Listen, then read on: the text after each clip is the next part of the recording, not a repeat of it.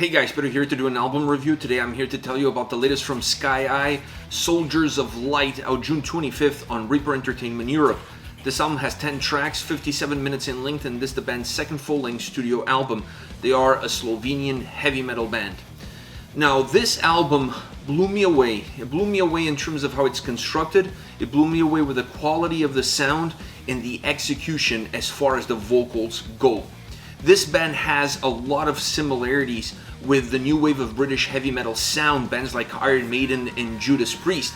But just because they have similarities with those two bands, it doesn't mean that they don't bring anything new to the table, and that doesn't mean that they can't put together a record that is still outstanding in its own right.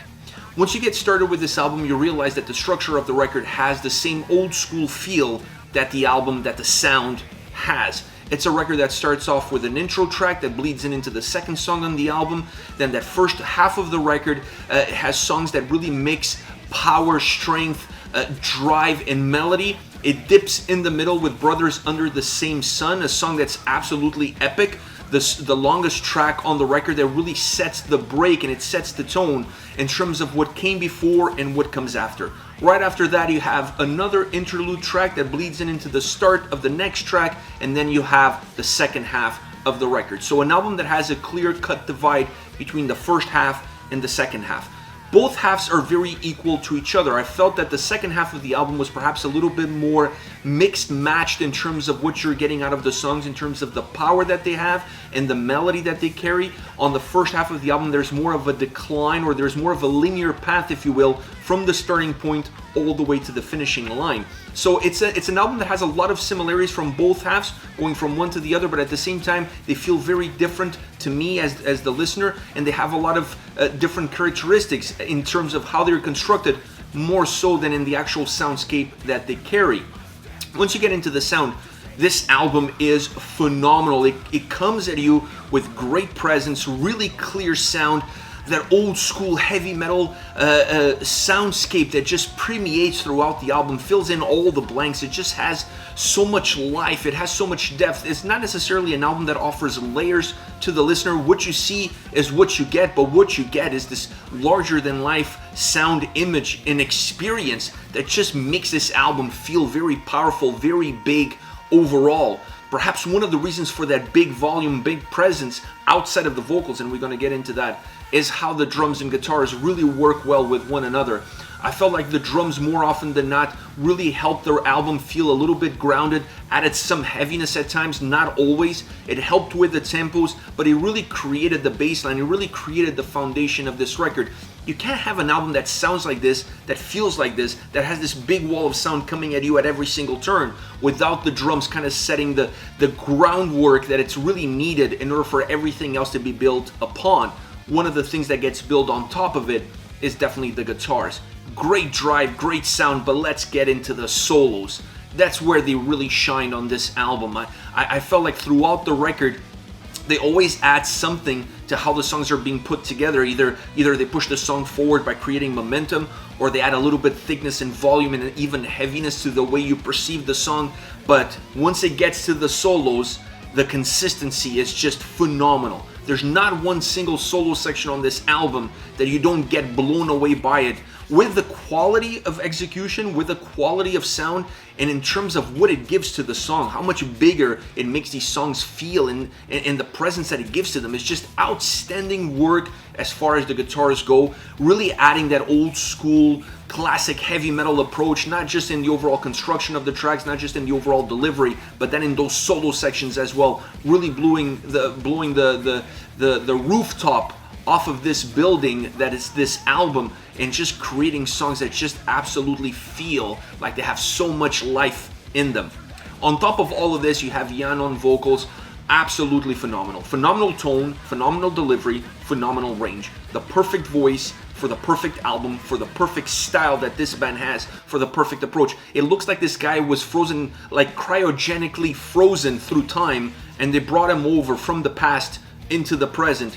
He gives me so many similarities in terms of his tone, in terms of his delivery to Bruce Dickinson of Iron Maiden. There's just so many things in common. And then the band itself sounds a little bit Iron Maiden-esque. So when you bring these two elements together, you really have all the right ingredients to make an album that just really can stand the test of time as we move forward. This band is just incredible, and his voice brings life to this record. Like, his range is magnificent.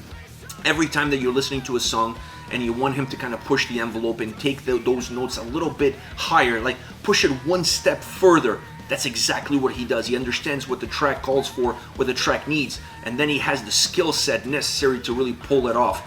Overall, I love this album. For a second record, SkyEye, this band to me came out of nowhere, from Slovenia. Like, these guys are just incredibly talented band. Now, some of you may say, well, they sound too much like Iron Maiden or too much like Judas Priest, specifically from the late 80s to the early 90s era for those two bands. And if I wanted to listen to those bands, I would just go listen to them. To me, that's the wrong way of looking at it. These guys have their own style. Sure, they took influence from those bands from that time period, but they can really hold their own. And the quality and the talent that they have really comes across in this album. It comes across in how they constructed the record and how they constructed the songs, and the overall soundscape, the mixing and mastering is outstanding. Everything about this album really makes it rise to the top as far as classic heavy metal sounding records. One of the best within the genre that I've heard so far this year. Now, as favorite songs are concerned, I want to start off with King of the Skies. Technically the second track, because the first track is an intro that bleeds into this song, and you start off it with the best foot possible. I mean, this song is off to the races. It has great tempo, great melody. The chorus is just beautiful. The mixture in terms of sound and vocals really brings the chorus to life. A song that always feels like it's taking you there. The verses are just like your ramp in order to get to that big moment, and that big moment, it's definitely the chorus. So I love the construction of this song. I love the heaviness that the drums have. Specifically when they lead you into the solo, they really added a little bit more meat on the bone, and then they lead you into the solo section, and the solo section is just out of this world, just really outstanding, just outside the box. A lot of power, a lot of energy in that solo, and that allows this track to feel a little bit more complete, a little bit more together. Next, Constellation, a heavy track, perhaps one of the heaviest songs on the album. I felt like the drums and guitars really added thickness to the overall sound, made the song feel a little bit more robust. The bass line on this track is also killer, another element that adds to that thickness of sound, to that thickness of volume, making the song feel a little bit more, overall a little bit more robust.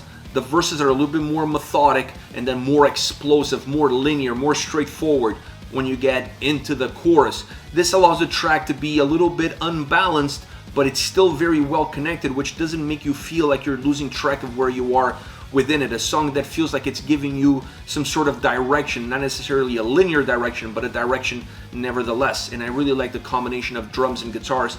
They add some thickness, like I said, some volume, some heaviness to the track. The vocals add power, not heaviness, just power and drive. And then you have a song that's very well balanced as well from top to bottom. Last but not least, Eternal Starlight. This is one of those memorable songs. It has that power metal ballad feel to it, or classic heavy metal ballad feel to it. Each way you want to dissect it, you're still going to get exactly the same thing. A song that has an Iron Maiden touch in it, and how it's constructed and how it sounds musically and vocally.